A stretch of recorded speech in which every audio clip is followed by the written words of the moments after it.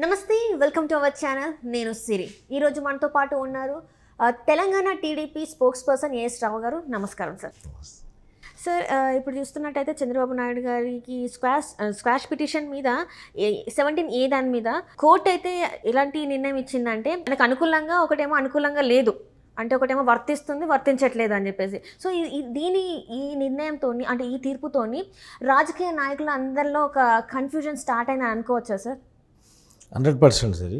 గత 4-5 నెలల నుంచి ఒక ఆంధ్రప్రదేశ్ రాజకీయ వ్యవస్థలో ఒక విధంగా నడుస్తుంది. చంద్రబాబు నాయుడు గారిని ఏ విధంగా ఈ యొక్క రాజకీయంగా ఆయన ఏ విధంగా అనగదొక్కాలని చెప్పేసి అనేకమైనటువంటి దుష్ట శక్తులు పనిచేస్తున్నాయి. ఎందుకంటే ప్రజాస్వామ్యబద్ధంగా ఆయన ప్రతిపక్ష నాయకుడు కానీ అప్పుడు పాలకపక్షంలో ఉన్న ఒక ముఖ్యమంత్రిగా ఉన్నా కానీ ప్రజాస్వామ్యానికి డెమోక్రటిక్ సిస్టమ్కి అత్యంత విలువగా ఇచ్చి ఆ డెమోక్రటిక్ సిస్టమ్ ప్రకారంగానే ఆయన పరిపాలించారు. ప్రజాస్వామ్యబద్ధంగానే ఆయన పరిపాలించారు. ప్రతిపక్ష నాయకుడు కానీ ప్రజాస్వామ్యంలో ఆయన కల్పించిన హక్కులు ఏ రోజు దుర్వినియోగం చేయలేదు. చంద్రబాబు నాయుడు గారికి ఉన్నటువంటి ప్రజాదరణ, రేపు చంద్రబాబు నాయుడు గారికి ఉన్నటువంటి చాతుర్యత, మొత్తం దక్షిణ భారతదేశంలోనే చంద్రబాబు నాయుడు గారిని కంపేర్ చేసే నాయకుడు లేరు. ఒకవైపు ఉత్తర భారతదేశంలో కానివ్వండి, కేంద్ర రాజకీయాల్లో కానివ్వండి, రాష్ట్ర రాజకీయాలు కానీ ఒక పెను మార్పులు తేగలగా ఒక సమర్థవంతమైన నాయకుడు చంద్రబాబు నాయుడు గారు. అలాంటి నాయకుడిని ఒత్తేస్తే కేవలం చంద్రబాబు నాయుడు గారు ఒక్కడే సమర్థుడు.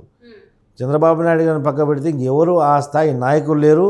అంత పోరాటం చేసి జగన్మోహన్ రెడ్డి ఎదుర్కొనే నాయకుడు కూడా నాయకత్వం అక్కడ లేదు. సో దీనికి ఏం చేస్తారు, రకరకాల మీరు చూడండి, ఒక అర్ధరాత్రి ఒక టెర్రరిస్ట్ అరెస్ట్ చేసినట్టు అరెస్ట్ చేసి మీరు అక్కడి నుంచి ఇక్కడ వరకు బై రోడ్డు 12 గంటలు 24 గంటలు తీసుకొచ్చి మళ్ళీ జైల్లో కూడా అనేకమైనటువంటి భద్రతా లోపాలతో కూడినటువంటి అక్కడ ఆయనని జ్యుడిషియల్ కస్టడీ పెట్టారు. ఆయన ఉన్నటువంటి జ్యుడిషియల్ కస్టడీలో జైలు పైన డ్రోన్ తిరుగుతున్నా కానీ దాని మీద ఒక Z+ కేటగిరీలో ఉన్నటువంటి వ్యక్తికి భద్రతా లోపాలు ఉంటే దాని మీద ఏ విధమైనటువంటి జవాబుదారీగా అక్కడ ఉన్నటువంటి ఆంధ్రప్రదేశ్ ప్రభుత్వం జవాబుదారీగా లేకుండా పోయింది. అనేక మార్లు చంద్రబాబు నాయుడు గారికి ప్రాణాపాయం ఉందని చెప్పేసి కోర్టులో కూడా చెప్పడం జరిగింది. అయినప్పుడు కూడా పట్టించుకోలేదు. వీళ్ళు చంద్రబాబు నాయుడు గారిని హతమార్చాలని చెప్పేసి ఒకవైపు కుట్ర పన్నుతూనే ఉన్నారు. అనేకమైనటువంటి కుట్రలో భాగంగా ఇది కూడా ఒక కుట్రనే. ఆయన మీద కేసు అయితే చేశారు. ఎఫ్ఐఆర్లో పేరు లేనప్పటికి కూడా తర్వాత మళ్ళీ ఎఫ్ఐఆర్లో పేరు చేర్చారు. తర్వాత ఆయనని అక్యూజ్గా చేశారు, రిమైండ్ చేసి రకరకాల కేసులు ఆయన మీద ఇంపోజ్ చేశారు. సెక్షన్ 17 అనేది కంపల్సరీ, 17A అనేది కంపల్సరీ ఒక ముఖ్యమంత్రి కానీ మాజీ ముఖ్యమంత్రి కానీ ఒక క్యాబినెట్ ఉన్నటువంటి వ్యక్తికి వర్తింపజేయాలి. ఖచ్చితంగా వర్తిస్తుంది కూడా. సెక్షన్ 17A వర్తిస్తుందంటే ఈ యొక్క క్యాబినెట్ హోదాలో ఉన్నటువంటి వ్యక్తులని అరెస్ట్ చేయాలంటే గవర్నర్ యొక్క పర్మిషన్ తీసుకోవడం చాలా అవును సార్.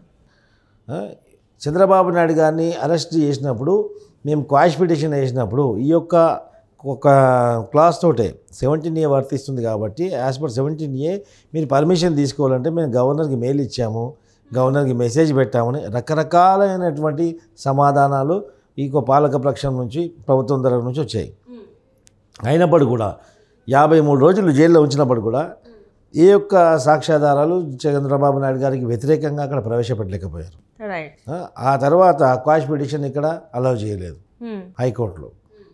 ఎందుకంటే కొన్ని టెక్నికాలిటీస్ చూపించుకుంటూ టెక్నికల్ ఇష్యూస్ కొన్ని ముందుకు తీసుకొస్తూ ఈ యొక్క న్యాయపరమైనటువంటి ఈ యొక్క జ్యుడిషియల్ సిస్టమ్ని ఈ యొక్క ప్రొలాంగ్ చేసుకుంటూ కాలయాపన చేసుకుంటూ చంద్రబాబు నాయుడు గారిని ఇబ్బంది పెట్టారని అనేక మార్లు ప్రయత్నం చేస్తూనే ఉన్నాం. దాని భాగంగానే తర్వాత మేము హైకోర్టులో మాకు సరైన తీర్పు రానప్పుడు సుప్రీంకోర్టు ఆశ్రయించడం జరిగింది. సుప్రీంకోర్టులో ఎప్పుడైనా కానీ సింగిల్ బెంచ్ ఉండదు, 2 న్యాయమూర్తులు ఉండడం ఖచ్చితంగా, డబుల్ బెంచ్ ఉంటుంది. ఆ సుప్రీంకోర్టులో ఇప్పుడు అనిరుద్ బోస్ ఇంకో తివారీ 2 న్యాయమూర్తులు. ఒక న్యాయమూర్తి ఏందో 17A వర్తింపజేస్తుంది, ఆయన మీద కేసు ఖచ్చితంగా క్వాష్ చేయవలసిందే, ఇవన్నీ కేసులు నడవని చెప్పేసి కూడా ఆయన చంద్రబాబు నాయుడు గారికి అనుకూలంగా తీర్పు ఇవ్వడం జరిగింది. ఇంకో త్రివేది గారేమో వ్యతిరేకంగా చేసినాం. బేలా త్రివేది గారు 17A వర్తించది నాకు, ఖచ్చితంగా ఇది క్వాష్ పిటిషన్ అలౌ చేయకూడదని చెప్పేసి. సో ఇరు న్యాయమూర్తుల యొక్క అభిప్రాయాలలో విభేదాలు ఉన్న కారణంగా ఈ కేసుని మళ్ళీ పైకోర్టుకు పంపించడం జరిగింది. రైట్. ఈ పైకోర్టులో ఎప్పుడు మళ్ళీ హియరింగ్ డేట్ వస్తుందో అప్పుడు చూసి నెక్స్ట్ మళ్ళీ మా తరఫు నుంచి కూడా న్యాయవాదులు మా యొక్క వాదన వినిపించడం జరుగుతుంది. అతి త్వరలోనే సుప్రీంకోర్టులో కూడా ఈ 17A అనేది మాకు అప్లికేబుల్ అవుతుంది కాబట్టి ఖచ్చితంగా మా యొక్క న్యాయ నిపుణులు కూడా దీని మీద వర్కౌట్ చేస్తుండ్రు. ఒకవేళ 17A అప్లికేబుల్ అవుతే చంద్రబాబు నాయుడు గారి మీద పెట్టినటువంటి కేసెస్ అన్నీ కూడా ఇన్వాలిడ్ అయిపోతాయి. ఒకవేళ నెగిటివ్ అయితే ఎలా ఉంటుంది సార్? అంటే అప్లికబుల్గా అవ్వలేదు అనుకోండి, అప్పుడు అంటే మళ్ళీ విచారణ అంటే మళ్ళీ ఫస్ట్ నుంచి సాగుతుంటారా? ఫస్ట్ నుంచి చేయాల్సి వస్తుంది అంటారా? ఇప్పుడు పెట్టినటువంటి కేసులు ఏ విధంగా అయితే ఉన్నాయో ఆ కేసెస్లు అన్నింటిలో కూడా బెయిల్ వచ్చింది, రెగ్యులర్ బెయిల్ వచ్చింది. ఒకవేళ అది రాకపోతే 99.9% ఖచ్చితంగా 17A వర్తింపజేస్తారు, వర్తిస్తుంది కూడా. అది కాకుంటే నెక్స్ట్ ఇవన్నీ ట్రయల్ అయితే యాజ్ యూజువల్ ట్రయల్ నడుస్తుంది కదా. ఇప్పుడు న్యాయ వ్యవస్థలో జ్యుడిషియల్ సిస్టమ్ ఏదైనా ట్రయల్స్ ఉందో we are facing the trials also. ఎప్పుడెప్పుడైతే హియరింగ్స్ ఉన్నాయో అప్పుడు మా న్యాయవాదులు డైరెక్ట్ వెళ్ళి కాంటెస్ట్ చేయడం జరుగుతుంది, మా యొక్క వాదన వినిపించడం జరుగుతుంది అనేకమైన కోర్టులలో. సో ఇక్కడ 17A అనేది కూడా కీలకంగా మారింది ఇప్పుడు. అదేవిధంగా అనేకమైనటువంటి కన్ఫ్యూషన్స్ క్రియేట్ చేసే యొక్క ప్రయత్నం వీళ్ళు చేస్తున్నారు. 17A వర్తింపజేస్తే దేశవ్యాప్తంగా ఉన్నటువంటి రాజకీయ నాయకుల మీద, ఇతర రాజకీయ నాయకుల మీద ఉన్నటువంటి కేసులన్నీ కూడా మాఫియా అయిపోతాయని చెప్పేసి ఒక అపోహలు క్రియేట్ చేసి 17A వర్తింపజేయకూడదని చెప్పేసి న్యాయమూర్తుల యొక్క మైండ్ సెట్ కూడా మార్చే విధంగా ఈ యొక్క వైఎస్ జగన్మోహన్ రెడ్డి ఆంధ్రప్రదేశ్ ప్రభుత్వం పడినటువంటి కుట్ర ఇది. సో లెటస్ సి, మనం అంతా మంచి జరుగుతుంది ఆలోచిద్దాం.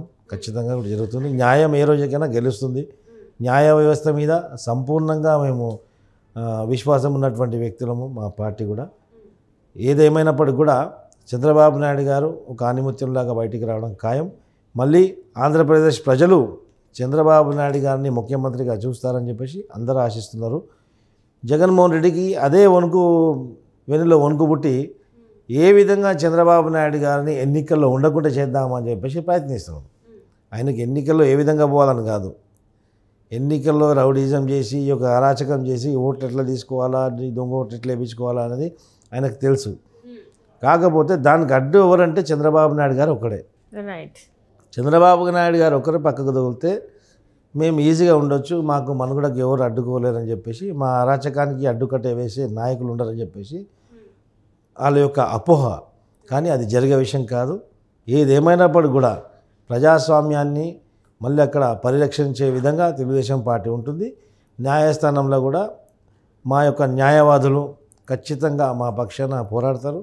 మాకు న్యాయం జరుగుతుంది. చంద్రబాబు నాయుడు గారికి మీద ఉన్నటువంటి ఈ అపోహలు, ఈ ఆరోపణలన్నీ కూడా తొలగిపోతాయని చెప్పేసి ఆశిస్తాం. Right sir. Right. Thank you so much sir.